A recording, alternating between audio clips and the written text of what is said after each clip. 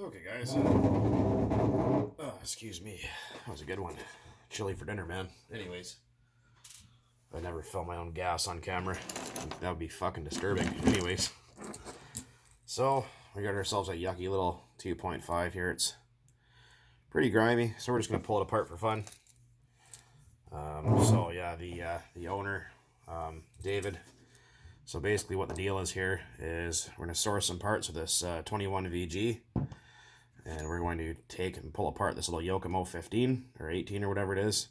Get that cleaned up. And get this big red cleaned up. And those are going back to him. So he will be happy with that. And the rest are for my taking. So that was kind of the deal.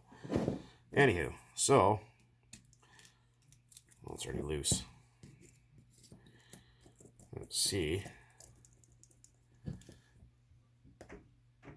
Oh, yeah, those are pretty tight. So we're just going to pull this guy apart here on camera and see what we got to deal with here. Let me know if you guys like these kind of tear down. Oh, shit. Yeah, that's fucking tighter than hell. Okay. We're going to give that some heat.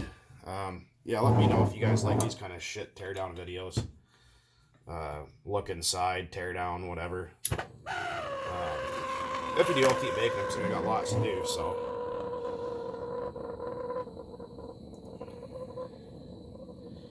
So I know it does help some of you guys out that especially are kind of new to this or never rebuilt an engine or kind of, you know, not too savvy. So I do strive to help those out and put out the best information I can. So basically what we're doing here is we're just heating this up a little bit, and that's going to expand the aluminum away from the screws, making them easier to come out. This doesn't hurt the engine at all. Just get a little toasty. Why don't you buy a heat gun, the Bug 404? Well, that's because... okay, well, let's put it this way. It's not what you do, it's how you do it. Well, it's not always true, but in this case it is. Oh, don't want to lose that pin. Keep that over there. Just get a little bit of heat on there. It doesn't have to be very hot, like I was mentioning before. And get yourself your oven mitt to hold onto it with, and let's get to cracking here. I think, did I already do that one? Yeah, I already did that one.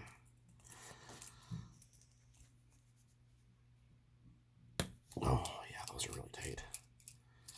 So I did, James Mann, Hot Hoop DRC there. He sent me a 2.5R a little while ago. And we kind of went through it together. I made a video about it. And it was kind of crusty, so I cleaned it up a little bit. We're going to do a little bit of a freshen up, new rod and bearings, things like that. But it's the 2.5 and the 2.5R, and I have mentioned this before. The only difference between the two, and all the part numbers are the same, is the cylinder head. One's got a blue head, one's got a silver head. And all I did was just pop the cap off and just sand the top of the cylinder head and make it look better. So, kind of like what I did with my 3.3. And I will show you guys that momentarily while I'm waiting for this thing to cool off here. Okay, that one came out right.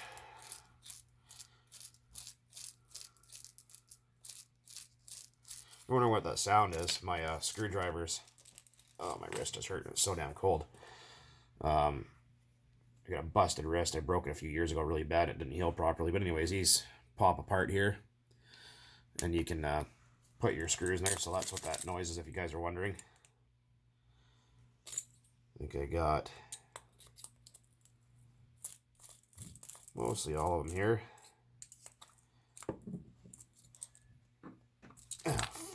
Fark. I think I got all of them. Oh, or did we miss one? I can't tell. It's so grimy in there. Usually you can see through the fins if you got them all, but this one is not. You got 5. Yeah, fuck, that's too hot for me to grab onto. Yeah, heat them up about 200 degrees or so, something like that. 250. Ooh. Oh, can you smell the piss, boys? It smells like baked piss. I don't even know if that's a thing, but it smells like it. There's baked piss out of it. It stinks, man. It just smells like a fucking dead rat trap. Yuck.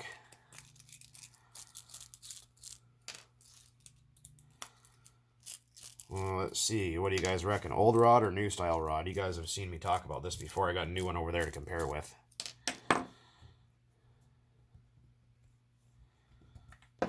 Oh boy.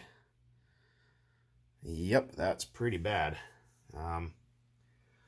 Oh, it smells so terrible. Okay, that is disgusting. All right, I'm gonna let this thing cool down for a moment.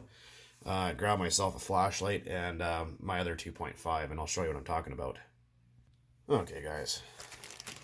So what I was talking about is this is a 2.5 I got from Hot Hoop DRC on YouTube there, and it's in really good shape. It was just really grimy, so what I did was I just took the cap off because it was all smashed, and then I just this cylinder head actually used to be a lot darker blue, like that kind of dark blue, and I used some super clean to clean up all the varnish on some of it, what the brake fluid didn't get at, and because I did cook this in brake fluid, it didn't change the color, but the super clean did.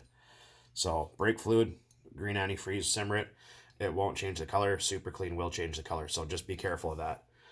But as you can see, I just kind of buffed the top there, and what I did was I just took some wet dry 800 and then just swirled it in a circle pattern until it came up nice and smooth like that. So like I said, the only difference between the 2.5 and 2.5R is a cylinder head, in case you didn't know that. The 2.5R has thicker fins. Let's try that again. Thicker fins. And it's a little taller, as you can see. And basically, the fact that it's a little heavier like that, it'll hold heat more evenly rather than dissipating it too quick. So I did notice, and I mean, this might sound funny, but I did notice that the 2.5R seems to tune just a little bit better, and I think that might be because of the cylinder head. I have measured the volumetric size inside the combustion chamber, and they're both the same compression ratio. So don't get your hopes on power-tuned heads, because they're not power-tuned. One's just a little taller and thicker than the other, and that's about it, and a different color. So if you guys are wondering, now you know.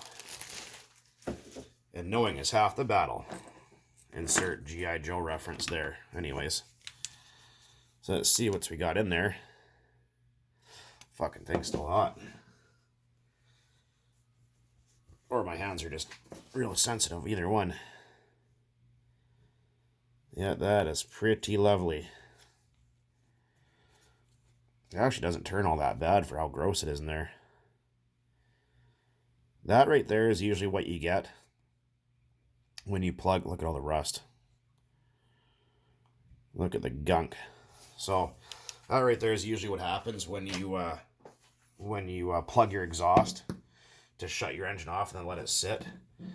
And all that fuel will sit. It'll pool it in the bottom of the engine, and then basically, well, bad shit happens. It'll get corrosive and... Oh, that was easy. Yeah, it'll get corrosive and just ruin your day, so that's why it's good to run your engine out of fuel or dry fuel. People get scared when they hear the word dry, but being the fact that you do have, 10 or 12 or 14% oil in there, depending, your methanol and nitromethane will burn away, which you want to happen, and the oil will stay behind. You don't have to use after-run oil all the time. Some people say you do, some people say you don't. It's been an ongoing argument forever. I don't really use after-run oil that much. I wonder if it's hot enough to get that sleeve out of there. Probably not. Well, yeah, we're going to apply some more heat to that. And I think that thing's thoroughly fucking pretty winded.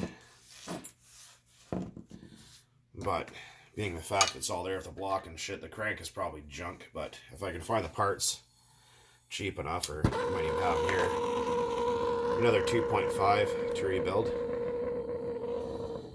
I do plan on getting maybe like a rustler at one point or another, just to have something a little bit newer that's easier to get parts for, like, because the RC10s are getting really tough for parts, are real expensive. So I'm gonna have some just a little bit newer. on hand because I really like the 110 scale stadium trucks. So if I can find one for a decent price that needs an engine, well then that way I'll have a 2.5 or 2 to fart around with. That should be good. Oh, it just fucking stinks in here. It's really, really smelly.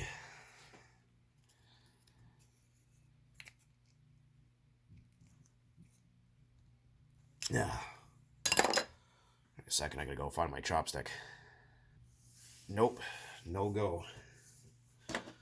More heat. And we're gonna give it just a little. Ouch, hot. A little bit of that. Should explode into flames when I light it.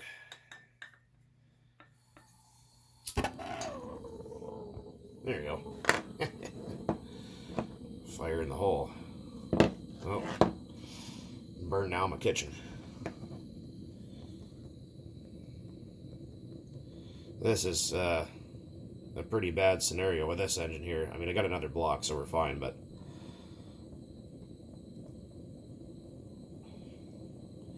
just gonna barbecue this fucking poor thing to death here.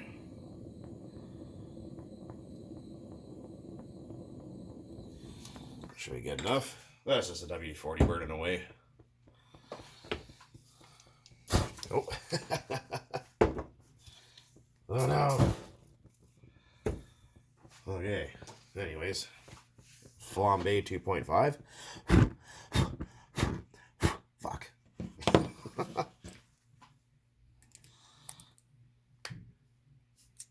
Nope. I think this thing is set in stone. Yep. I'm not worried about damaging the sleeve at this point. Oh, yeah, I don't think that's coming out of there.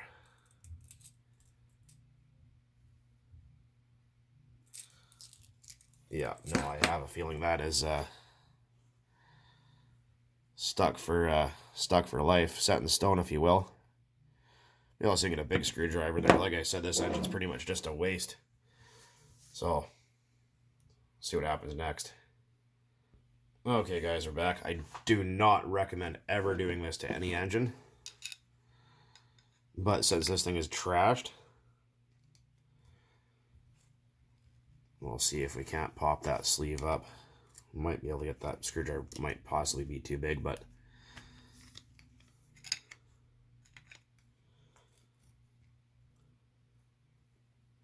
yeah, too big to fit in there. I'll have to find something smaller. Oh, right in front of me. Snap-on crowbar.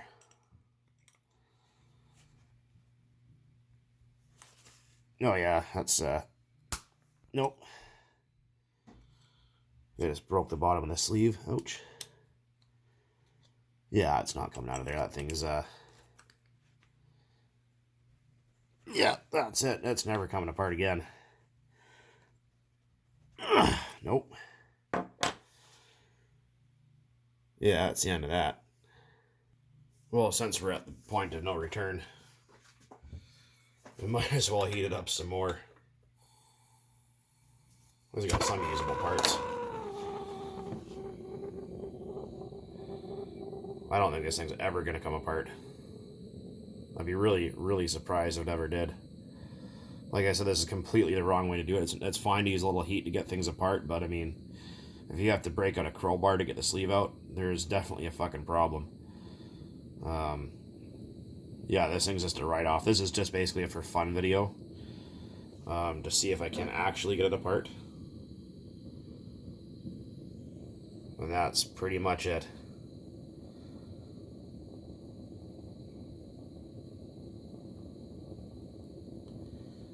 This thing cooking around 400 degrees probably. Oh man, it stinks so bad. Oh. Just rotten smelling. Nope, I still don't think that sleeve's gonna come out of there.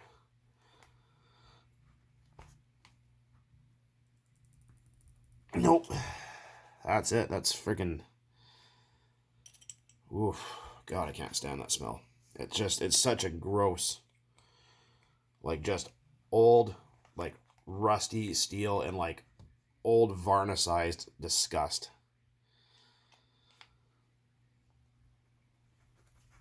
Nope. Nope, that one's definitely set in stone. Like I said, I don't ever recommend doing this. This is a terrible idea. This is a what not to do. Like I said, this is just for fun. Let's get it hotter. Let's try it. Let's see what happens.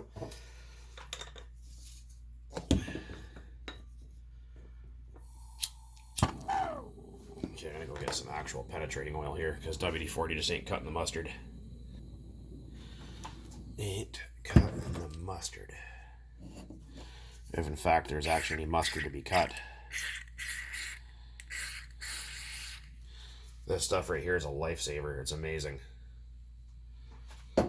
So we're gonna stick that down there. And it's literally had diarrhea. That's just disgusting.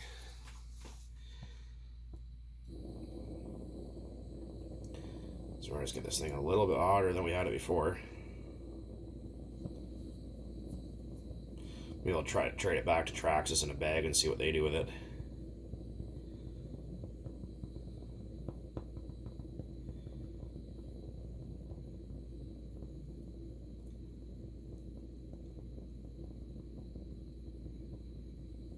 Like I said, I do have another block laying around, so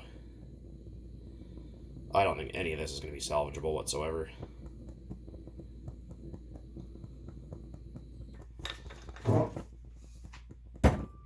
This is 110% the wrong way to ever do anything like this. This is a big, big no-no. But like I said, I don't really care because, well, for one, it was free. Second of all, it's already fucked beyond the point of being fucked, so...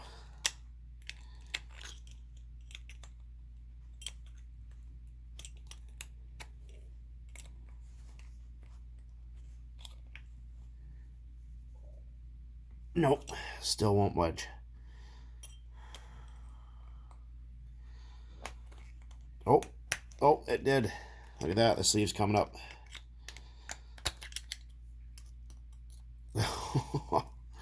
It works. I actually bent my crowbar trying to get that out of there. Holy shit.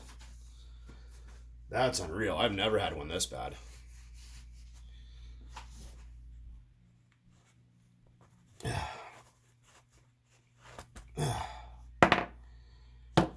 Ooh, stinky, stinky.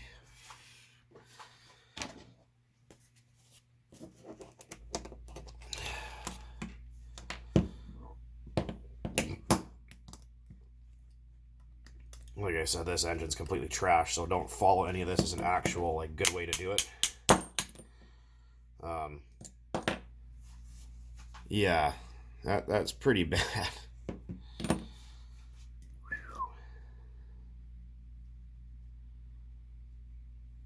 Unbelievable. I'm going to cool that sleeve and piston off here and have a look at those. I highly, highly doubt they're actually still usable. And, yeah, new rod style.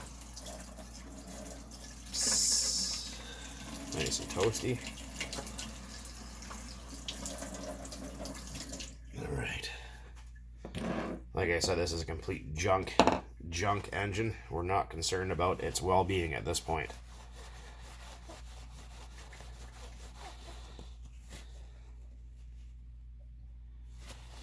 Man, the amount of pitting in there is crazy. Oh yeah, like tons and tons of up and down play in the piston, and you can actually see it. Focus, you fucktard. Yeah, you can feel the slop up and down. It's pretty apparent. This engine had a lot of miles put on it. All right. Actually chipped part of the sleeve. Kind of see it right there. Yeah, this is exactly why you don't run shit like Traxxas fuel and plug your exhaust to turn it off. Exactly the reason why you don't do that. Otherwise, you will wind up with shit like this. I mean, this engine's probably been sitting for... I mean, look at all the corrosion on that starter shaft. That's... I'm surprised it even turned over at all. Like, and it didn't feel that bad either when I was turning it over. I thought, oh, it's a little crusty, but not bad. But that is just freaking over the top. Yeah, freaking damage the sleeve. Piston won't go back in. That's alright, though. Now, let's say we just buff that up with a file really quick. Alright, so there we go. Got the piston back in. It's a pretty tight fit in there, but yeah, I mean, it's completely duffed, right? It's completely shot, so nothing to waste right there. Got myself another keychain.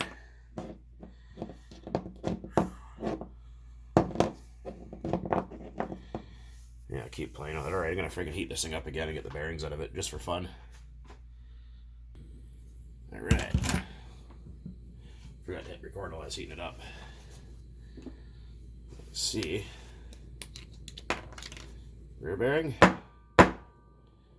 Front, I mean. Yeah, I don't think that's going to come out of there without a fight somehow.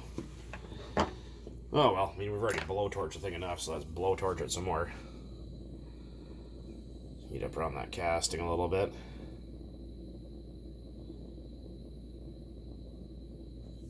Like I said, this engine is junk. There's nothing really here that can be salvaged. The block still might be alright, but after the amount of calculating we've been doing here, I'm not too sure about that, but we'll see.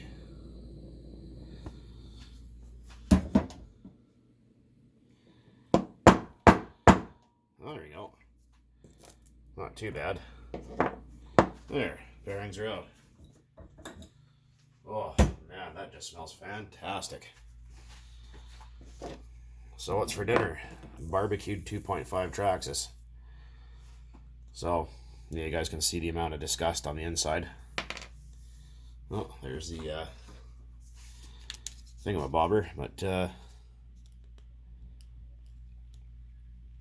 yeah, that's pretty friggin' disgusting in there. I mean, yeah, lots of rust and corrosion and varnicized everything. Some of those bearings there. Where's that crankshaft? Yeah, it's not... Well, it could be worse. I've seen a lot worse than that. But yeah, you can see where how long it sat there for. There's where the intake port is. Pretty scabby. Anyways, this was just kind of a shit video. More or less just taking this thing apart for the fun of it. I thought I would share that adventure with you guys in case you might find it interesting on what a real bastard engine is like to take apart. And it's probably one of the worst ones I've had in many years. But like I said, I don't suggest using crowbars to push the sleeve up with. That's just bad news. I mean, if you have an engine that you're just trying to take apart for fun, kind of like this one, then fine. But get yourself one of those plastic sponge bars, or a chopstick, or a hard piece of like hickory or something like that, and make yourself a little lever to push up with and muck around a bit. But like I said, this is completely the wrong way. You should never have to heat up an engine that much, or go prying on shit with screwdrivers and crowbars. That's too much. No good at all. So don't take this as a how-to. This is just for fun.